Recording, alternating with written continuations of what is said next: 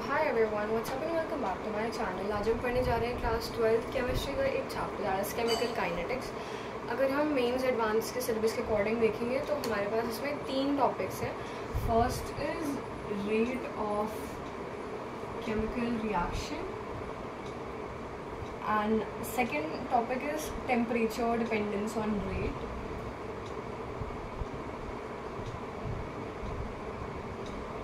And third is radio activity, but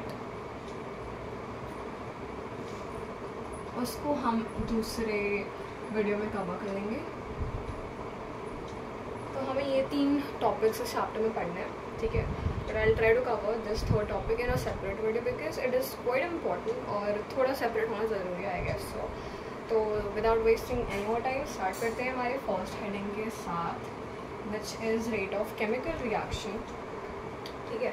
तो सबसे पहली बात तो हम रेट ऑफ रिएक्शन से क्या समझते हैं।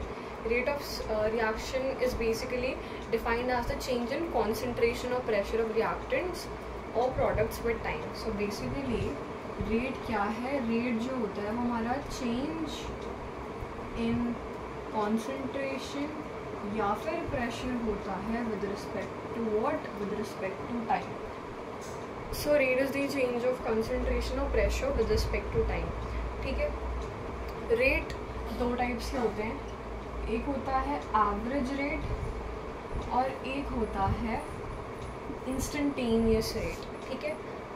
एवरेज रेट को हम कैसे शो करते हैं, RAV कुछ ऐसे, और इंस्टेंटेनियस रेट को हम ऐसे शो करते हैं, ठीक है। जब हम एवरेज रेट की बात करते हैं तो वो किसी टाइम इंटरवल में हम बात करते हैं, ठीक है। जब हम एवरेज रेट की बात करते हैं तो वो एक टाइम इंटरवल के लिए हम बात करते हैं, वराज हम जब इंस्टेंटेनियस रेट के बारे में बात करते हैं तो वो किसी इंस्टेंट ऑफ टाइम के लिए होता है, वो किसी इंस्टेंट ऑफ टाइम के लिए होता है, ठीक है। एग्जाम्पल से समझने की कोशिश करते हैं। Let's say you have some R, कुछ रिएक्टेंट्स थे आपके पास, रिएक्टेंट्स ने रिएक्ट करा तो आपको प्रोडक्ट मिलेगा, राइट। अब आपको पता है जब प्रोडक्ट बनेगा तो रिएक्टेंट की कंसंट्रेशन तो कम हो जाएगी, वराज प्रोडक्ट की कंसंट्रेशन बढ़ जाएगी, ये हमें पता है ऐसा ही होगा, ठीक है। तो अब अगर मुझे इसको शो करना है एवरेज रेट को तो कैसे शो करेंगे,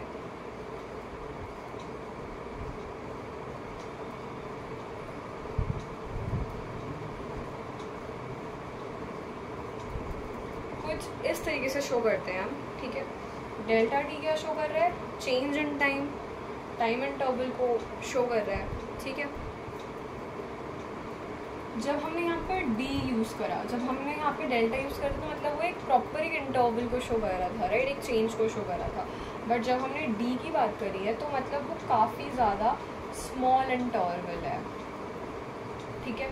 तो आई होप आपको इतना समझ में आ गया होगा। रिएक्टेंट से केस में बाहर माइनस का साइन रहेगा, ठीक है।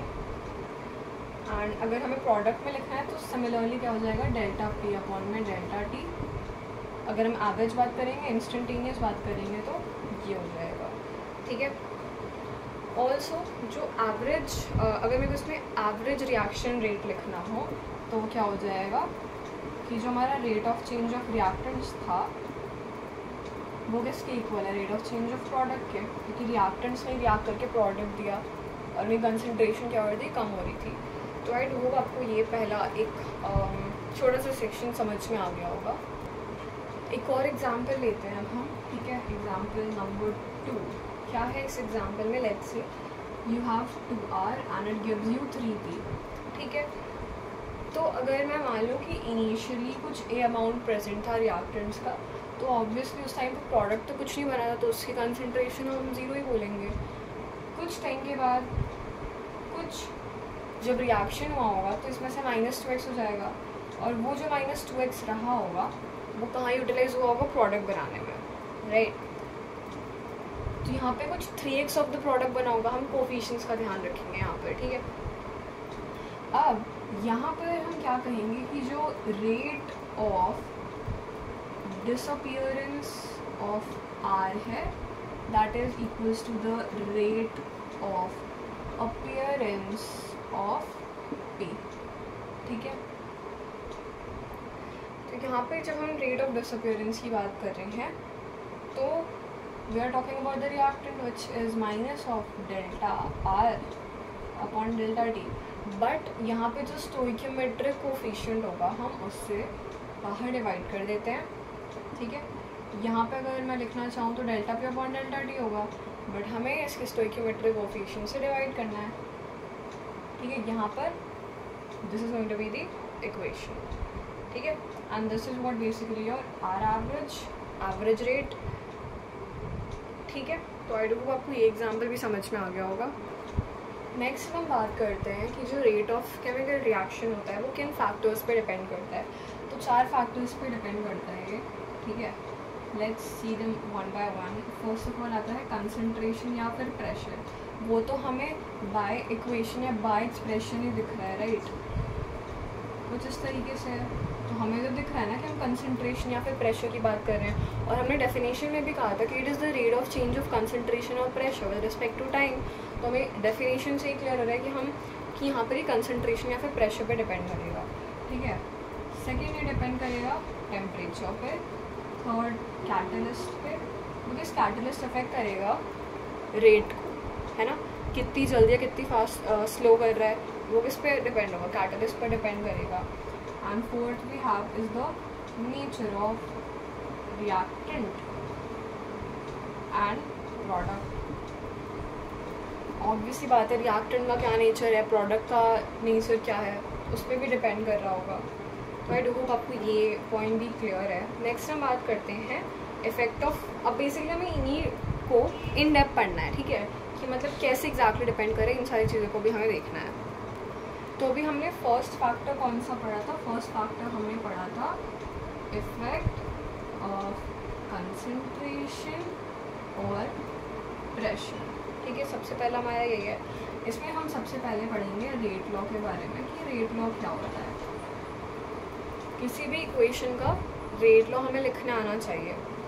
तो सबसे पहली बात तो रेट लॉ है क्या, रेट क्या है यहाँ पर। तो जो रेट होता है किसी भी केमिकल रिएक्शन का, rate of a chemical reaction, वो डायरेक्टली प्रोपोर्शनल होता है to some powers of reactant concentration और प्रेशर। तो किसी भी केमिकल इक्वेशन किसी भी केमिकल रिएक्शन का जो रेट होता है वो किसके डायरेक्टली प्रोपोर्शनल होता है। जो हम कंसंट्रेशन या प्रेशर की बात कर रहे हैं उसकी कुछ पावर्स होंगी तो वो उसके डायरेक्टली प्रोपोर्शनल होता है। एग्जाम्पल से समझने की कोशिश करते हैं ताकि बेहतर समझ में आए। Let's say you have some AR which gives you product, मतलब आपके पास कुछ रिएक्टेंट्स थे, उसका स्टोइकियोमेट्रिक कोफिशिएंट आप A देख सकते हो एंड आपको प्रोडक्ट मिल गया, ठीक है। आपको इसका रेट लॉ का इक्वेशन लिखना है। तो हमने क्या कहा, रेट किसके डायरेक्टली प्रोपोर्शनल है to some power of concentration of, to some power of reactant का कंसंट्रेशन। तो रिएक्टेंट क्या है R, और उसकी सम पावर है। सम पावर हमें नहीं पता तो हमने x कह दिया उसको, ठीक है। डायरेक्टली प्रोपोर्शनल का साइन हटाएंगे तो एक कांस्टेंट आएगा। इस कांस्टेंट को हमने क्या कहा, इस कांस्टेंट को हमने कहा रेट कांस्टेंट, ठीक है। And here you have is the same thing. यहाँ पे ये रेट लॉ की इक्वेशन बन गई, ठीक है। अब यहाँ पे जो सम पावर की हम बात कर रहे थे, वो सम पावर क्या है, that some power is known as order, ठीक है। आई डोंट आपको ये भी समझ में आ गया होगा। तो रेट लॉ में क्या है, बेसिकली जो रेट होता है किसी भी केमिकल रिएक्शन का, वो किसके डायरेक्टली प्रोपोर्शनल होता है to some power of the reactant का कंसंट्रेशन या फिर प्रेशर।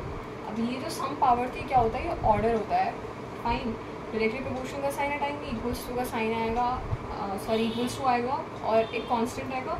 वो कांस्टेंट यहाँ पर क्या होता है, रेट कांस्टेंट कहते हैं उसको हम। और ये सिर्फ और सिर्फ, पॉइंट टू बी नोटेड, ये सिर्फ और सिर्फ ओनली डिपेंड्स ऑन टेम्परेचर, ठीक है। तो आई डू होप आपको ये भी समझ में आ गया होगा। अब ऐसा ही एक और एग्जाम्पल लेते हैं, ठीक है, to understand it more better. थोड़ा सा different, obviously not exactly the same. Let's say you have some AR plus BQ and it gives you products, ठीक है। तो रेट किसके डायरेक्टली प्रोपोर्शनल होगा, रिएक्टेंट के किसी x पावर, और यहाँ पे एक और रिएक्टेंट है वो q है, उसकी कुछ y पावर। यहाँ पर वो पावर स्टोइकियोमेट्रिक कोफिशिएंट नहीं है, ध्यान देंगे। यहाँ पर x और y क्या है हमने अभी बताया, it is order of reaction, ठीक है।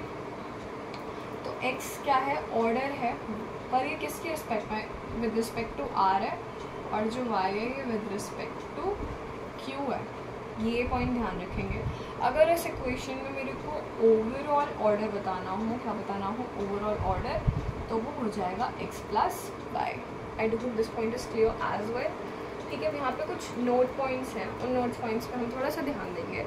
फर्स्ट पॉइंट इज़ कि rate law and order are experimental, कि ये जो हम रेट लॉ और ऑर्डर की बात कर रहे हैं, ये दोनों चीज़ें कैसी हैं, ये दोनों चीज़ें कैसी हैं, दोनों चीज़ें एक्सपेरिमेंटल हैं, ठीक है। एंड हम केमिकल रिएक्शन को देख करके इन्हें जज नहीं कर सकते, ठीक है। एंड सेकेंड पॉइंट क्या है कि ऑर्डर में और may not be equal to the stoichiometric coefficient. अभी मैंने आपको बताया था कि ये जो x और y हैं वो ऑर्डर हैं, और ज़रूरी नहीं है कि वो इस स्टोइकियोमेट्रिक कोफिशिएंट के बराबर होंगे, ऐसा बिल्कुल भी ज़रूरी नहीं होता है। फाइन, तो I do hope this point is clear as well. अब फर्दर हम बात करेंगे कि on the basis of rate law, next हम क्या बात कर रहे हैं कि on the basis of rate law हमारे पास दो टाइप्स की रिएक्शन होती है। We have two types of reactions, ठीक है। दो टाइप की रिएक्शन होती है हमारे पास, one is elementary and the other one is complex. एक क्या है, एक है एलिमेंट्री और एक क्या है कॉम्प्लेक्स, ठीक है। अब क्या होते हैं ये एलिमेंट्री रिएक्शन जो होते हैं, ये सिंगल स्टेप में होते हैं। क्या होते हैं, ये होते हैं सिंगल स्टेप में होते हैं। कॉम्प्लेक्स रिएक्शन ऑब्वियसली बात है मल्टीपल स्टेप्स में हो रहे होंगे, है ना। और उन्हीं मल्टीपल स्टेप्स को हम क्या कह सकते हैं कि they occur in some sequence of elementary reaction.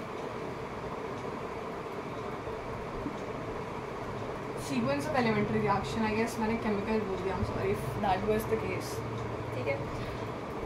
Elementary के केस में जो ऑर्डर होता है और जो मॉलिक्यूलैरिटी होता है वो सेम होता है। मॉलिक्यूलैरिटी क्या होती है वो अभी हम देखेंगे। कॉम्प्लेक्स के केस में जो ओवरऑल मॉलिक्यूलैरिटी होती है वो डिफाइन नहीं होती है, ठीक है। लेकिन हाँ, इसमें ये होता है कि हम मॉलिक्यूलैरिटी को स्टेप वाइज कैलकुलेट कर सकते हैं। हम मॉलिक्यूलैरिटी को स्टेप वाइज कैलकुलेट कर सकते हैं, ठीक है। I do hope this point is clear as well. तो अभी हमने एक टर्म की बात करी है which is what, which is molecularity. तो मॉलिक्यूलैरिटी का मतलब क्या होता है, मॉलिक्यूलैरिटी किसी भी एलिमेंट्री रिएक्शन के लिए कैसे डिफाइंड होती है। सबसे पहले तो हम बात कर रहे हैं किसी भी एलिमेंट्री रिएक्शन के लिए कैसे डिफाइंड होती है।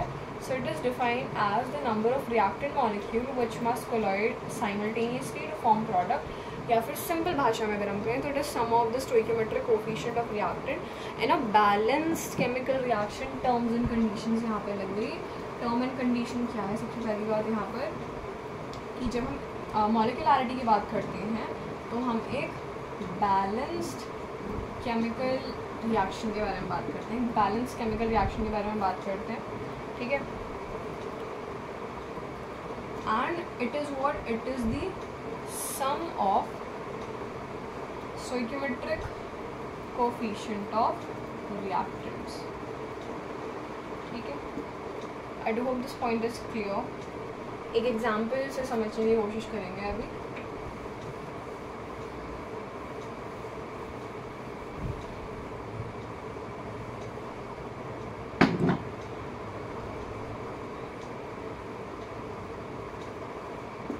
So coming to the example, let's say we have A2 plus B2 and this gives you products, ठीक है। तो दिख रहा है एलिमेंट्री रिएक्शन है, एलिमेंट्री रिएक्शन है मतलब एक सिंगल स्टेप रिएक्शन है, तो वो तो सेटिस्फाई कर रहा है ये, ठीक है। तो मॉलिक्युलैरिटी हमने क्या कहा था, मॉलिक्युलैरिटी हमने कहा था it is sum of stoichiometric coefficient of reactant. Stoichiometric coefficient है 1 ईच, ऐड कर देंगे तो मॉलिक्युलैरिटी यहाँ पर हमारी 2 आ जाएगी, right. So I do hope this is clear and इसको हम एक बायोमॉलिक्यूलर रिएक्शन देंगे, ठीक है। अब 2 और काफ़ी इंपॉर्टेंट एग्जाम्पल्स समझने की कोशिश करते हैं, जिसमें जो सेकेंड वाला है वो और भी ज़्यादा ज़रूरी है, बहुत इंपॉर्टेंट है, क्योंकि वो समझ में नहीं आता इतना ईजिली, तो ध्यान से सुनेंगे। Let's take another example where you have 2a and that 2a gives you products, ठीक है। तो r equals to k a का स्क्वायर, ये कैसे लिखा मैंने, तो हमने रेट लॉ पढ़ा था, it is directly proportional to some power of reactant का concentration, that some power is the order. Order क्या होता है, इक्वल टू मोलैरिटी होता है एलिमेंट्री रिएक्शन के लिए, मॉलिक्युलैरिटी क्या होता है, सम ऑफ स्टोइकियोमेट्रिक कोफिशिएंट, वो यहाँ पर 1 ही है, तो ये 2 हो जाएगा, डायरेक्टली प्रोपोर्शनल का साइन हटाएंगे, कांस्टेंट आ जाएगा। इस कांस्टेंट को हमने क्या कहा था, इस कांस्टेंट को हमने रेट कांस्टेंट कहा था, है ना। तो आई होप ये पार्ट क्लियर है, ये थोड़ा सा एग्जाम्पल था, बट अब जो एग्जाम्पल होने वाला है that is wimpo. Wimpo is very important, ठीक है। So 2a plus b2, this gives you let's say 2ab, ठीक है, हो गया। और आपको क्वेश्चन में ना मैकेनिज्म दे रखा है, क्या मैकेनिज्म दे रखा है आपको क्वेश्चन में कि a plus b2 gives you ab2, और यहाँ पे बता रखा है कि फास्ट है। एंड सेकेंड आपको दे रखा है ab2 plus a and slow process, और आपको क्या दे रहा है, 2ab दे रहा है, ठीक है। तो आई डोंट समझ में आ गया। क्वेश्चन आपका ये है कि आपको एक केमिकल इक्वेशन दे रखी है, ठीक है, एंड इसका मैकेनिज्म दे रखा है जिसमें फास्ट और स्लो स्टेप जो है वो स्पेसिफाई कर रखा है, ठीक है। तो देखो इसमें क्या करना होता है, स्टेप वाइज समझ लेते हैं। पहला स्टेप हमें क्या करना होता है कि जो हमारा स्लो स्टेप होता है ना, वो रेट डिटरमाइनिंग स्टेप होता है। स्लो स्टेप क्या होता है, it is the rate determining step, ठीक है। रेट क्या होता है, rate is directly proportional to a की कुछ पावर और ab2 की कुछ पावर, इक्वल्स टू लगा देंगे, रेट कांस्टेंट आ जाएगा, है ना, x और y। जब मैंने सिर्फ स्लो स्टेप की बात करी है, मतलब मैंने सिर्फ इसकी बात करी, जब मैंने सिर्फ इसकी बात करी मतलब एलिमेंट्री रिएक्शन है जिसमें ऑर्डर मॉलिक्युलैरिटी सेम होती है, यहाँ पे मॉलिक्युलैरिटी कितनी हो जाएगी, 2, हमारा इंडिविजुअल ऑर्डर इज 1, राइट। ये हो गया इसका रेट लॉ का एक्सप्रेशन, फाइन। अब जो फास्ट सेकेंड स्टेप क्या होता है कि तुमने फर्स्ट स्टेप में तो स्लो स्टेप का रेट डिटरमाइनिंग स्टेप लिख दिया, और तुम्हें फास्ट स्टेप के लिए क्या करना पड़ता है, फास्ट स्टेप के लिए तुम्हें के इक्विलिब्रियम लिखना पड़ता है, ठीक है।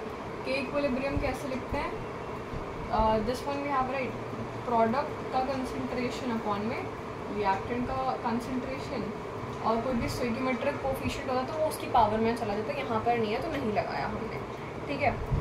अब एक चीज़ और, पहला तो स्टेप 1 का ध्यान रखना है कि स्लो स्टेप में रेट डिटरमाइनिंग स्टेप लिखेंगे, फिर फास्ट स्टेप में के इक्विलिब्रियम लिखेंगे, और फिर थर्ड पॉइंट क्या हमें याद रखना है, थर्ड पॉइंट ये कि बेसिकली जो इंटरमीडिएट है, ठीक है, वो उसको हटाना है हमने। इंटरमीडिएट मतलब यहाँ पे ab2 था बना था, यहाँ पे ab2 से स्टार्ट कर रहे हैं तो ये इंटरमीडिएट है, तो आपको इंटरमीडिएट को हटाना होता है, मतलब आपको ab2 की जगह पे सब्स्टिट्यूशन ढूंढना है। अब अगर मैं इस ab2 की जगह पे बेसिकली मैं क्या लिख सकती हूँ कि जो कंसंट्रेशन ऑफ ab2 Mg वो किसके इक्वल है, के equilibrium this into this, transpose कर दिया, ठीक है। अब अगर मैं इस ab2 की जगह पर ये वाली वैल्यू पुट कर दूँ, ठीक है, तो क्या हो जाएगा, ये हो जाएगा कि जो रेट है वो किसके बराबर है, k times of concentration of a की power 1 and then k equilibrium concentration of a and concentration of b का स्क्वायर, ठीक है। अब मैं k इंटू k इक्विलिब्रियम को एक नया कुछ कांस्टेंट मान सकती हूँ, ठीक है, and it can be some k dash and then you have this over here, ठीक है। तो आई डोंट नो आपको ये समझ में आ गया होगा। हाँ, इसको आप क्या लिख सकते हो, k डैश concentration A का square into D. This is your final answer. ठीक है, इस रिएक्शन का रेट लॉ है वो, ठीक है. तो आई डोप आपको ये भी क्लियर हो गया होगा. अब हम ना ऑर्डर और मॉलिक्यूलैरिटी के बीच के डिफरेंस की बात कर लेते हैं.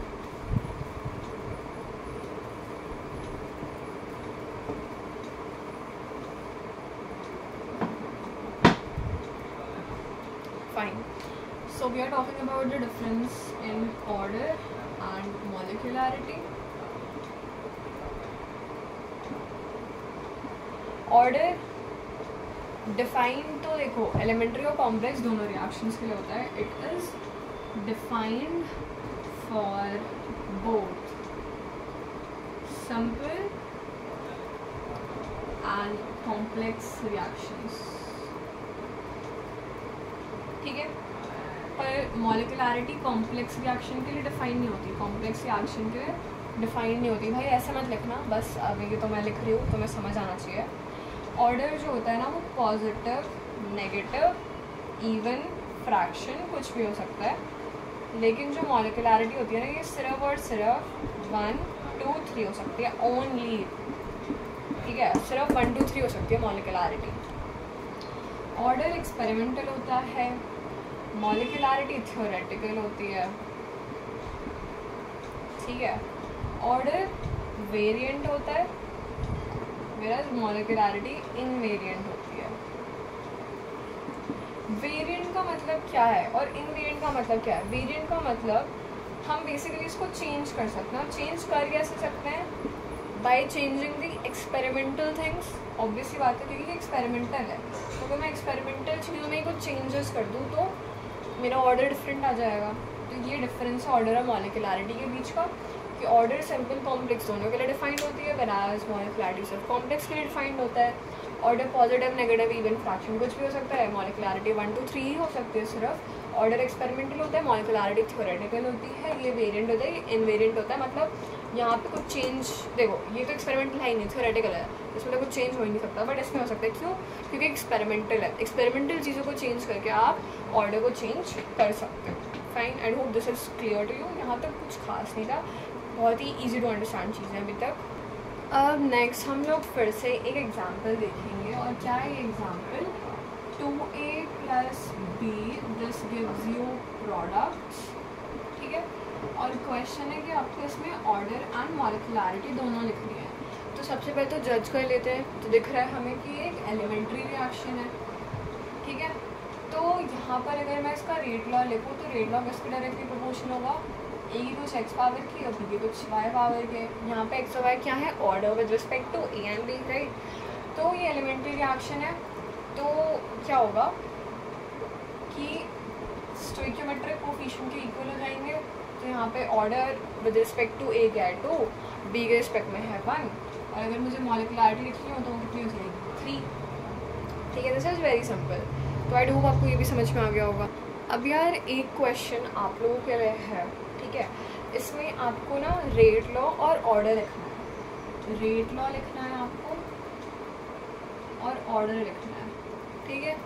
एंड आपको क्या दे रखा है बेसिकली? इस क्वेश्चन को आपको वीडियो पॉज करके ट्राई करना है.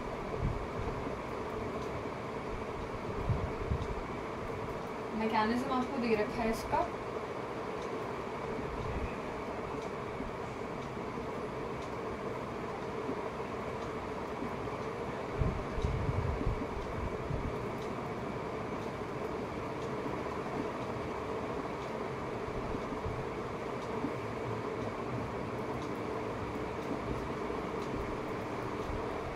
तो आई होप क्वेश्चन समझ में आ गया. आपको इसमें रेट लॉ लिखना है, ऑर्डर बताना है, ठीक है. और आपको ये मैकेनिज्म दे रखा है और इक्वेशन दे रखी है, ठीक है. तो आई एक्सपेक्ट यू ऑल कि आप पॉज करो वीडियो को और ट्राई करो, ठीक है. तो चलो स्टार्ट करते हैं सोल्यूशन के साथ. तो सबसे पहले तो मुझे दिख रहा है कि ये एक कॉम्प्लेक्स रिएक्शन है. मतलब मुझे इसमें क्या लिखना पड़ेगा? स्लो स्टेप का मुझे क्या लिखना पड़ेगा? Rate determining step. Fast step का मुझे क्या लिखना पड़ेगा? के इक्विलिब्रियम. तो तो सबसे पहले स्लो स्टेप ये है, इसका हम रेट लिख लेते हैं। रेट क्या होता है? डायरेक्टली प्रोपोर्शनल टू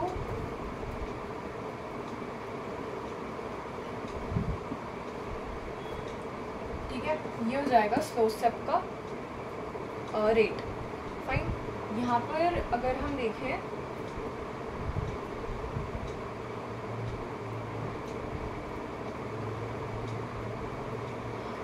हाँ ठीक है, अब हमें क्या करना है? अब हमें फास्ट स्टेप का के इक्विलिब्रियम लिखना है, which is going to be this. अब हमें क्या करना है? जो इंटरमीडिएट है उसकी जगह पर सब्स्टिट्यूशन करना है, तो क्या हो जाएगा? रेट इक्वल्स टू के एंड हो जाएगा NO की कंसनट्रेशन, PR2 की कंसनट्रेशन, के इक्विलिब्रियम NO की पावर 1। तो रेट क्या हो जाएगा? के एन, मतलब इसको हम एक नया कॉन्स्टेंट के डैश मान लेते हैं, NO की पावर 2 VR2 ये। तो अब अगर हम देखें, तो अब अगर मैं ऑर्डर देखूँ तो NO के रिस्पेक्ट में 2 है, VR2 के रिस्पेक्ट में 1 है, ठीक है। और रेट लॉ भी हमने इसका लिख दिया। तो आपको इस तरीके से क्वेश्चन करना है, और 3 मार्क्स में मतलब बहुत ही ज़्यादा आने वाले क्वेश्चन है, वेदर इट्स योर स्कूल का पेपर और इट्स मेंस का PYQ वाला क्वेश्चन, ठीक है। अब हम लोग आगे बात करते हैं चैप्टर में एक बहुत ज़्यादा इम्पॉर्टेंट सेक्शन होने वाला है, which is integrated rate law expression. इसमें बहुत सारे क्वेश्चन आते हैं, for real I am telling you. तो समझते हैं कॉन्सेप्ट को। आपके पास रिएक्टेंट था, रिएक्टेंट से प्रोडक्ट बन गए, ठीक है। अब अगर मुझे इसका रेट लॉ लिखना है तो क्या होगा? कि R की पावर कुछ x, ठीक है। अगर मैं इसका एवरेज रेट लिखना चाहूँ, ये तो मैंने रेट लिखा है, अगर मैं इसका एवरेज रेट लिखना चाहूँ तो वो क्या होगा? माइनस ऑफ इंस्टेंटेनियस लिख लेते हैं, कुछ एक बहुत ही ज़्यादा स्मॉल इंटरवल के लिए, माइनस dr/dt, ठीक है, ये हो जाएगा। तो हमने यहाँ पर रेट लिखा है, यहाँ पर भी रेट लिखा है, तो हम दोनों को इक्वेट कर सकते हैं, right. So minus of dr/dt is k, concentration R की पावर x, ये हो गया ये। Fine. This is the differential rate law. ये क्या है? ये है डिफरेंशियल रेट लॉ, ठीक है। रेट लिखा हमने जो यहाँ से दिख रहा था, और हमने रेट लिखा माइनस ऑफ dr/dt, जो हम लिखते हैं ना rate of disappearance is rate of appearance, वो चीज़, ठीक है। एंड हमने इन्हें कर दिया equate. This is the differential rate equation, ठीक है। इसको हम साइड में लिखते हैं, और अब हम ज़ीरो ऑर्डर, फर्स्ट ऑर्डर और सेकेंड ऑर्डर में जो भी रिस्पेक्टिव इक्वेशन होंगे उन्हें डिराइव करने की कोशिश करेंगे। तो अब मैंने साइड में डिफरेंशियल रेट लॉ को लिख दिया है। अब हम सबसे पहले बात करेंगे ज़ीरो ऑर्डर के लिए। ज़ीरो क्या लिखा है मैंने? ज़ीरो ऑर्डर के लिए will find the differential rate law, ठीक है। तो ज़ीरो ऑर्डर मतलब उस x की जगह पर ज़ीरो हो जाएगा, तो that was going to be minus dr/dt which is equals to k, concentration R की पावर 0। तो अब ये तो पूरी वैल्यू 1 हो गई, ठीक है।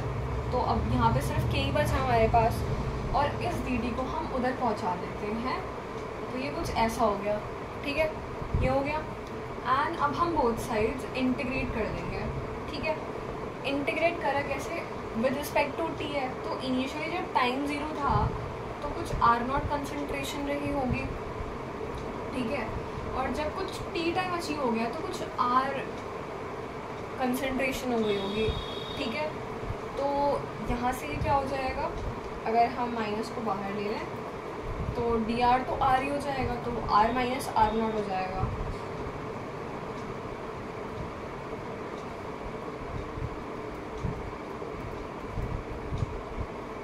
यहाँ पर k और dt तो t हो जाएगा, फिर t माइनस 0 t हो जाएगा सिर्फ, और मैं इस माइनस को उधर भेज देती हूँ, तो ये हो जाएगा concentration R minus R0 equals to minus KT। ये हो जाएगा ज़ीरो ऑर्डर के लिए रेट लॉ का एक्सप्रेशन, ठीक है। बहुत ही ज़्यादा I am trying to make the things clear, तो आई डू होप आपको समझ में आ रहा होगा। And like a lot of efforts are being like we are putting a lot of efforts, so please yaar, we need a lot of support and love and care, and that's all what we need, ठीक है। Next अब हम बात करते हैं first order के लिए। जब मैंने फर्स्ट ऑर्डर की बात करी, दिस मीन्स उस x की जगह पर 1 आ जाएगा, तो ये हो जाएगा minus of D R upon D T which is equals to K concentration R, x तो 1 ही है, ठीक है। अब इस आर को यहाँ ला देते हैं और इस डी टी को वहाँ पहुँचा देंगे, तो ये हो जाएगा minus of D R upon R which is equals to K D T, ठीक है। इंटीग्रेट कर देंगे बोथ साइड्स, तो ये लॉग आर हो जाएगा, है ना, और ये के टी हो जाएगा। बट लिमिट्स का ध्यान रखेंगे, ये किसी आर नॉट से आर के लिए रहा होगा, है ना, माइनस यहाँ चल ही रहा है, तो लिमिट्स भी पुट कर देते हैं आर नॉट से आर, यहाँ भी लिख देते हैं वरना आप कहोगे लिखा नहीं, तो हो जाएगा log of R minus log of R naught which is equals to minus K T.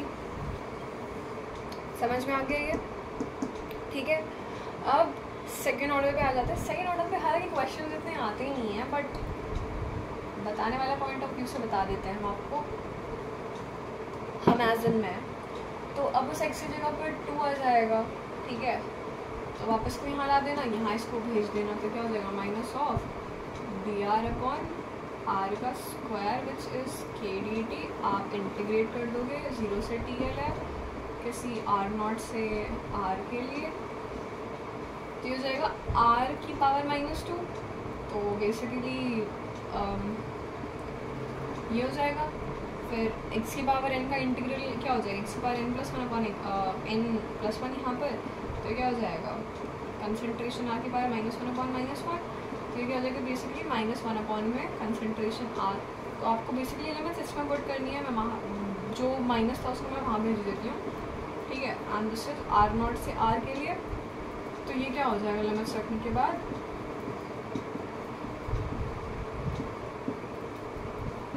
तो सेकेंड ऑर्डर के लिए ये आपकी डिफरेंशियल इक्वेशन हो जाएगी, ठीक है, मतलब not differential equation, rate law का एक्सप्रेशन, ठीक है।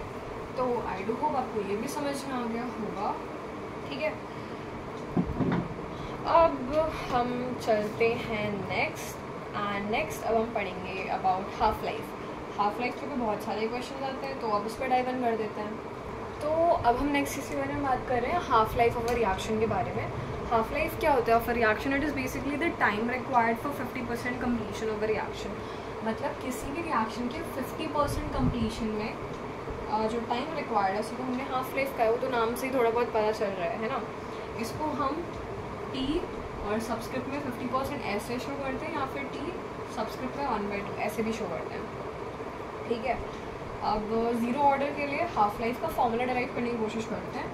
तो हम क्या कर रहे हैं, हम ज़ीरो ऑर्डर के लिए टी हाफ कैलकुलेट करना चाहते हैं। तो इसके लिए भी हमने जो रेट लॉ का एक्सप्रेशन था वो हमने पीछे भी डिराइव करा था। वो क्या आ रहा था, ये आ रहा था, ठीक है। अब देखो हमने कहा ज़ीरो ऑर्डर में हम हाफ लाइफ की बात करें, मतलब 50% ऑफ द रिएक्शन कंप्लीट हो रहा है, ठीक है। तो 50% रिएक्शन कंप्लीट होने का मतलब R0/2,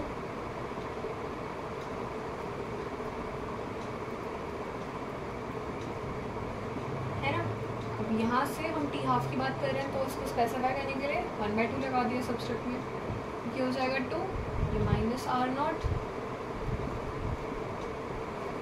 माइनस से माइनस कैंसिल, एंड आपका टी हाफ कितना हो जाएगा,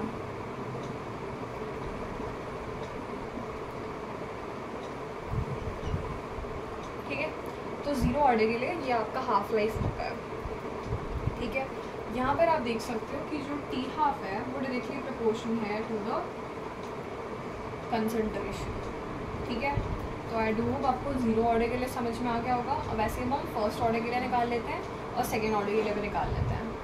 तो नेक्स्ट हम बात कर रहे थे फर्स्ट ऑर्डर के लिए, ठीक है।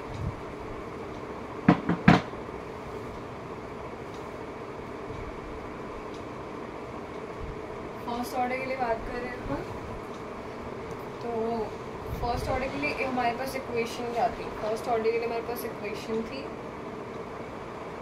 log r minus log of R0 is -KT। तो अगर आपने लॉग वगैरह पढ़ा हुआ है, आपने बेसिक मैथ्स पढ़े हो, उसमें लॉग पढ़ते हैं हम अलग से, तो हम log a minus log b को log a/b लिखते हैं। तो हम इसको log ऑफ r अपॉन में R0 ये लिख सकते हैं, ठीक है, इसको हम ये लिख सकते हैं, ये टी है, फाइन। अब अगेन यहाँ पर भी आपको क्या करना है, आर की जगह पे R0/2 कर दो, क्योंकि 50% कम्प्लीशन की बात कर रहे हैं ना हम। तो ये क्या हो जाएगा, log R0/2 into R0, R0 से R0 कैंसिल हो जाएगा, आपके पास सब log 2 बचेगा, इक्वल्स टू माइनस KT हो गया। तो log 2 माइनस प्लस टरान, ये आपका फर्स्ट ऑर्डर के लिए हाफ लाइफ का फॉर्मूला हो गया। ठीक है, तो आई डू होप आपको ये भी समझ में आ गया होगा। ओके वेट, मेरे को एक मिस्टेक भी दिख गई है साथ साथ, let me just rectify my mistake, क्योंकि मैंने वर्बली बोल दिया था। और देखो ये R0/2 हो गया, ये R0 है, ये इक्वल्स टू माइनस KT, यही है, ये कट गया, log 1/2 equals to minus KT बचा।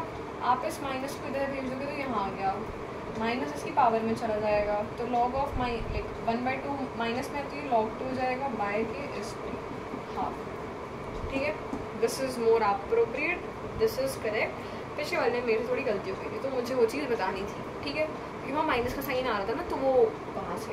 तो आई डोंट आपको ये वाला पार्ट भी समझ में आ गया होगा। नेक्स्ट अब हम बात कर लेते हैं सेकेंड ऑर्डर के लिए।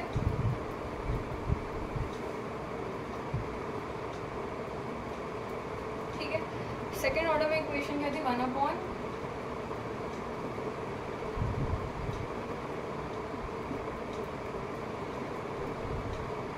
ये इक्वेशन थी हमारे पास सेकेंड ऑर्डर के लिए। ठीक है, आर की जगह पे R0/2 रख दोगे तो R0/2 ऊपर चला जाएगा, तो 2 - 1/, में concentration R0 equals to KT 1/2। ठीक है, तो ये हो जाएगा 1/R0 के यहाँ पर भेज देंगे। यहाँ पर अगर आप देखोगे तो T जो 1/2 है वो 1/, में R0 की कंसंट्रेशन के बराबर आ रहा है, sorry directly proportional, inversely I mean inversely to R0 and directly to 1/R0। ठीक है, अब हम आ जाते हैं अपने नेक्स्ट टॉपिक के ऊपर, which is gas phase decomposition.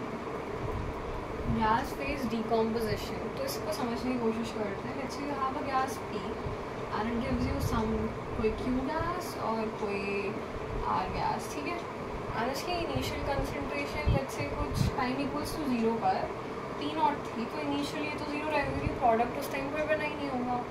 कुछ टाइम इक्वल्स टू T पर या T डैश कह लो, कुछ भी कह लो, इसकी कंसंट्रेशन मतलब इसका कुछ अमाउंट कम हुआ होगा, वो यहाँ पर फॉर्म हो गया होगा। और बहुत लंबे टाइम बाद जब ये रिएक्शन कंप्लीट हो चुकी होगी तो ये 0 हो चुका होगा और ये P हो चुके होंगे। ठीक है, तो यहाँ पर जब हम बेसिकली वही होती है फर्स्ट ऑर्डर काइनेटिक्स को फॉलो करता है। ठीक है, और अगर मुझे यहाँ पर क्या लिखना हो तो होता है 2.303/T log ऑफ R/, में R0। ठीक है, यहाँ पे R0 इसको ना करके इसको कर देते हैं। R0 क्या शो कर रहा है, initial concentration of reactant and this is reactant concentration at some time T। ठीक है, तो आई डू आपको समझ में आ गया होगा। जो भी मैंने आपको फॉर्मूला बताया उस पर अगर हम एक क्वेश्चन करें, ठीक है, तो पहले तो फॉर्मूला आपका वो था, वहाँ पे वो R0/R था, मैंने इसको P0 - X लिखा है। इससे बहुत ईजी हो जाने वाला है आपके लिए ये क्वेश्चन सॉल्व करना, इवन कोई भी क्वेश्चन इन जनरल कैसे करना है वो देखते हैं। देखो टाइम इक्वल्स टू 0 पर आपको प्रेशर इन mm(Hg) दे रखा है 200 और 100 पे 250 mm(Hg) दे रखा है। ठीक है, तो P0 क्या था, इनिशियल कंसंट्रेशन थी, तो यहाँ पे इनिशियल कंसंट्रेशन कितनी है, 200, दिस इज P0। क्लियर हो गया, P0 हमें समझ में आ गया। अब देखो, अभी जब हम पीछे बात कर रहे थे तो कुछ T था हमारे पास, इसने Q+R दिया था, तो इनिशियली लेट्स से कुछ P0 था, ये 0 0 थे, ये P0 - X था, तो ये X और X थे, है ना। तो अगर मुझे इस स्टेप में P टोटल लिखना होता तो हम इस सबको ऐड कर देते, वहाँ से P0 + X बचता मेरे पास, है ना। अब प्रेशर टोटल कितना है मेरे पास, 250 उस इंस्टेंट पर। P0 कितना था मेरे पास, 200 + X, यहाँ से मुझे X मिल जाएगा 50, और मुझे क्या चाहिए, P0 - X चाहिए। P0 कितना था, 200, उसमें से मैं 50 हटा दूँगी तो 150 बचा, तो हो जाएगा 2.303/T जो कि यहाँ पे क्या है 100 log of 200/150। समझ रहे हो? इसको सॉल्व करके तुम्हें के मिल जाएगा इस क्वेश्चन के लिए। समझ रहे हो? Like this is super easy. ऐसे करने से बहुत ईजी हो जाता है ये, ठीक है। तो या आई डू होप ये क्वेश्चन समझ में आ गया होगा। एक क्वेश्चन आपको होमवर्क में देते हैं, ये है आपका नेक्स्ट क्वेश्चन, ठीक है। इसमें मैं आपको थोड़ी सी हिंट दे देती हूँ क्योंकि थोड़ा सा डिफरेंट है। यहाँ पे हमने इनिशियली 0 से स्टार्ट नहीं करा, ठीक है, इसलिए आपको हिंट देनी ज़रूरी है मेरे लिए। यहाँ पर तो कुछ p था, उसने q+r बना दिया। यहाँ पे ये p0 था, इनिशियली बन नहीं था तो ये 0 हो गए, और ये p0 - x तो वो x यहाँ पे बन गया होगा। यहाँ पे जब मैं pt लिखूँगी तो क्या हो जाएगा p0 + x। इतना पार्ट तो सेम ही है, ठीक है। अब अगर मैं देखूँ तो हम वेरी लॉन्ग टाइम की बात कर रहे हैं ना, तो वेरी लॉन्ग टाइम मतलब इसकी कंसंट्रेशन तो एकदम ही 0 हो जाएगी। यहाँ पे मुझे कुछ p मिल जाएंगे, ठीक है। अब यहाँ से आपको सोचना है, ठीक है। तो यार विद दिस हमने अपने चैप्टर का पहला पार्ट कवर कर लिया है इन दिस 40 मिनट्स, यप, ठीक है। तो अब हम सेकेंड पार्ट पर मूव करते हैं, which is temperature dependence on rate, ठीक है। तो यार हमने याद है जब अभी पढ़ा था तो मैंने आपसे कहा कि जो रेट होता है वो के कंसंट्रेशन रिएक्टेंट की कुछ x पावर होती है, और यहाँ पर ये जो रेट कांस्टेंट होता है ना, ये डिपेंड करता है टेम्परेचर पे। तो जब मैंने ये कहा कि ये टेम्परेचर पे डिपेंड करता है, मतलब मेरा जो k है वो t का कुछ फंक्शन है। समझ में आ रहा है ये मेरे को कि जो k है वो t का कुछ फंक्शन है।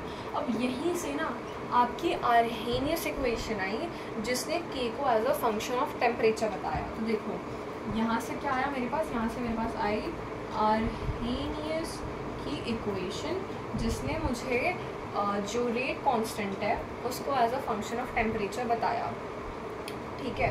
और क्या है आर्हेनियस इक्वेशन कि k equals to a into e की पावर -EA/RT, ठीक है। ये है एक एक्सपोनेंशियल फैक्टर। यहाँ पर क्या रहा है एक्सपोनेंशियल फैक्टर, ये क्या है, ये है आर्हेनियस कांस्टेंट या फिर प्री एक्सपोनेंशियल फैक्टर या फिर कोलिजन फ्रीक्वेंसी या फिर फ्रीक्वेंसी फैक्टर, 4 नाम है इसके। क्वेश्चन में कुछ भी दे सकता है अगर देना होगा तो। यानी क्या एक्सपोनेंशियल फैक्टर, क्लियर हो गया। तो आर्हेनियस इक्वेशन ने क्या बताया, इसने रिप्रेजेंट करा रेट को as a function of temperature. तो आई होप आपको क्लियर हो गया होगा ये, ठीक है। और यहाँ पर ये EA क्या है, EA इज एक्टिवेशन एनर्जी, ठीक है। बट जब हम क्वेश्चन वगैरह सॉल्व करते हैं तो हम ऐसे इक्वेशन का तो यूज़ ही नहीं करते, तो हम मॉडिफाइड आर्हेनियस इक्वेशन को पढ़ते हैं। हम क्या पढ़ते हैं, मॉडिफाइड आर्हेनियस इक्वेशन को पढ़ते हैं,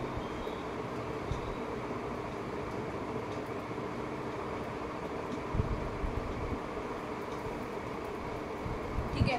तो मॉडिफाइड आर्हेनियस इक्वेशन को पढ़ने के लिए सबसे पहले हमारी जो बाय डिफ़ॉल्ट इक्वेशन थी वो क्या थी, वो ये थी। अब मैंने क्या करा, मैंने दोनों साइड लॉग ले लिया, टेक लॉग बोथ साइड्स, ठीक है। तो ये क्या हो जाएगा log a, जब यहाँ log लूँगी तो क्या हो जाएगा, चलो स्टेप बाय स्टेप ही कर लेते हैं। log ऑफ a e⁻⁻e/RT यही हो जाएगा। प्रोडक्ट में तो हम सेपरेट करके प्लस में लिख सकते हैं कुछ इस तरीके से,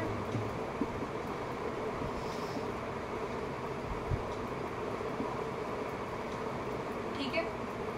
अब ये E है, ये भी E है, तो ये आगे आ जाएगा, तो ये हो जाएगा -EA/RT, ये हो जाएगा log at the base EA equals to log of at the base ये हो जाएगा ये, ठीक है। अब यहाँ पर ना बेसिकली हमने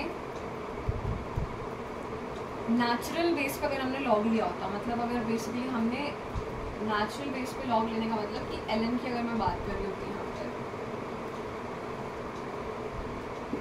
अगर हम ln में बात कर रहे होते, ठीक है, तो जब मैं ln को log में कन्वर्ट करती, जब मैं ln को log में कन्वर्ट करती तो हमारे पास 2.303 वाला फैक्टर आता है।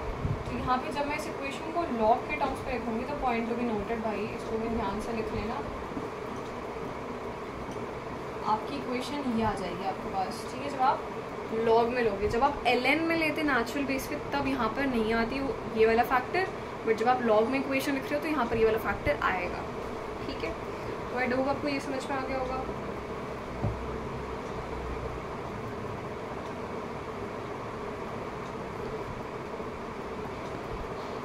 देखो यार, अब ये जो इक्वेशन आपके पास आई है ना, अगर आप इसको किसी T1 पे ले लो, T1 पे पहली बात तो कुछ K1 रेट कांस्टेंट होगा और T2 पे कुछ K2 हो जाएगा। तो आप यहाँ पे एक बार T1 K1 रख लेना और यहाँ पे एक बार T2 K2 रख लेना, दो इक्वेशन आएंगी, दोनों को सबट्रैक्ट कर देना। दोनों इक्वेशन को सबट्रैक्ट करने के बाद जो आएगा वो मैं यहाँ पे लिख देती हूँ। It is going to be log K2 by K1 equals to EA upon 2.303 R this done. ठीक है, तो ये आपकी इक्वेशन होगी। इस पर डायरेक्ट क्वेश्चन आता है, आपको ऐसा हो सकता है कि इसमें रिलेशन दे रहे कि जो रेट कांस्टेंट है वो 4 टाइम्स ऑफ इनिशियल है, आपको एक्टिवेशन एनर्जी एक टेम्परेचर देते हैं, आपसे T2 पूछ रहे, कुछ भी क्वेश्चन आ सकते हैं, आपको ये दोनों दे दे, ये भी दे दे और आपको ये पूछ ले, कुछ रिलेशन दे करके कुछ भी हो सकता है सच। ठीक है, तो इस पर एक क्वेश्चन हम लोग भी कर लेते हैं ताकि हमारा कॉन्सेप्ट क्लियर हो जाए। तो हमारे पास ये इक्वेशन थी और क्वेश्चन आपके पास कि जो टेम्परेचर है किसी भी रिएक्शन का उसको हमने इंक्रीज़ कर दिया 200 केल्विन से 320 केल्विन पर। ठीक है, और जो रेट ऑफ कांस्टेंट है वो 4 टाइम्स हो जा रहा है, रेट कांस्टेंट 4 टाइम्स हो जा रहा है। ठीक है, तो आपको एक्टिवेशन एनर्जी निकालनी है of the reaction in kilojoule. तो आपको क्वेश्चन समझ में आ गया। एक बार मैं इंग्लिश में लैंग्वेज बता देती हूँ कि the temperature of a reaction is increase from 300 kelvin to 320 kelvin and rate constant becomes 4 times. Find the activation energy of the reaction in kilojoule per mole. Fine, ये फॉर्मूला है log, ये अगर K था तो ये 4K हो गया, equals to E मुझे निकालना है अपॉन में 2.303 इंटू 8.314 1 अपॉन में T1 कितना है 300 माइनस 1 अपॉन 320, जो भी टेम्परेचर थी वो लिखती है। अब आप इसको सॉल्व वगैरह कर लेना, ये कट जाएगा। ठीक है, ये हो जाएगा 2 का स्क्वायर, 2 बाहर आ जाएगा, log 2 होता है 0.3, इसका इंटू 2 कर दोगे 0.6, फिर आप इंटू ये वाला कर देना फैक्टर यहाँ पर। ठीक है, यहाँ आप एलसीएम ले लेना,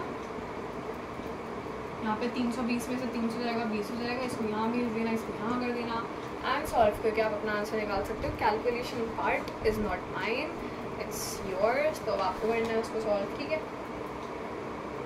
तो आई डू होप आपको ये भी समझ में आ गया होगा। ठीक है, एंड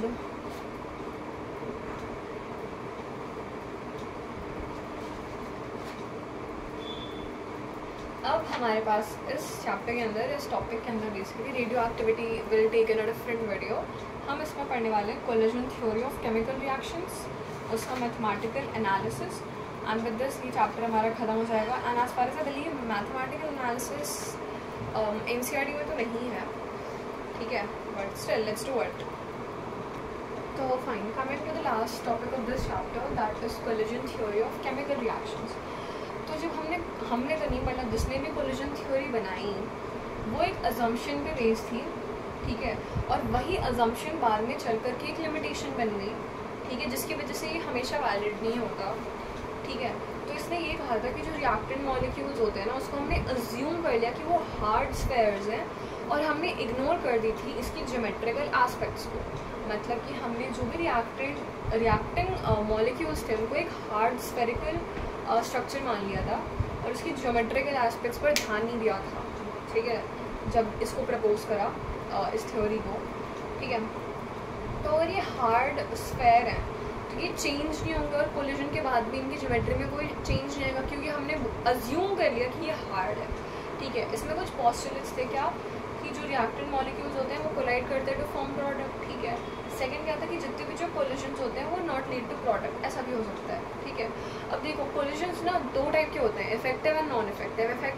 इफेक्टिव होगा तो प्रोडक्ट मिलेगा, इफेक्टिव नहीं होगा तो प्रोडक्ट नहीं मिलेगा, ऑब्वियस सी बात है। तो इफेक्टिव कोलिजन के लिए क्राइटेरिया आया। ठीक है, क्या क्राइटेरिया आया, बेसिकली इसमें ना 2 बैरियर्स के बारे में बात हुई। एक होता है एनर्जी बैरियर, एक होता है ओरिएंटेशन बैरियर। तो एक होता है क्या, एनर्जी बैरियर, एक होता है ओरिएंटेशन बैरियर। ठीक है, एनर्जी बैरियर क्या होता है, एनर्जी बैरियर में जो भी कोलाइडिंग मॉलिक्यूल्स होते हैं should have energy greater than activation energy. मतलब कि एनर्जी बैरियर में हमने क्या कहा कि कि जितने भी कोलाइडिंग मॉलिक्यूल्स हैं उनकी जो एनर्जी है ना वो ग्रेटर एक्टिवेशन एनर्जी होनी चाहिए। एक्टिवेशन एनर्जी क्या होती है, आपका होमवर्क या फाइंड आउट करना, ठीक है, आपको कमेंट सेक्शन में लिखना है। ओरिएंटेशन बैरियर क्या होता है कि जितने भी जो कोलाइडिंग मॉलिक्यूल्स होते हैं they must be properly oriented, ठीक है। मतलब लेट्स से कि कोई भी रिएक्शन है और एक प्रोडक्ट बनने के लिए उनका पोजीशन जो है ना वो 180 डिग्री पे होना चाहिए मॉलिक्यूल्स का, लेकिन अगर 60 डिग्री पर हुआ तो ऑब्वियसली बात है प्रोडक्ट तो नहीं बनेगा, ठीक है। तो ये कब सिग्निफिकेंट हुआ, कॉम्प्लिकेटेड रिएक्शंस के लिए, फाइन। तो आई डोंट आपको समझ में आ गया होगा, ठीक है। And yeah, with this we come to an end of this video, and I do hope this video was useful to you guys, and if it was, make sure to like, subscribe and share, hit the bell icon, and इसको share कर देना अपने दोस्तों के साथ। And मेरा channel जब आप सर्च करो तो neha_bhatt_official से सर्च करोगे तो ज़्यादा ईजिली मिल जाएगा, अदरवाइज़ और भी चैनल्स वगैरह आ जाएंगे तो शायद आपको फिर ढूंढने में भी मुश्किल होगी और मिले भी ना, तो आप जो हैंडल होते हैं ना उससे सर्च कर सकते हो। And thank you so much for watching. अगर आपने यहाँ तक देखी, और आई एम क्वाइट श्योर कि अगर आपने वीडियो यहाँ तक देखी तो there must be a lot of things जो आपको समझ में आई होंगी। एंड ठीक है, इस पढ़ते रहना, and video guys in my next video, till then take care and bye.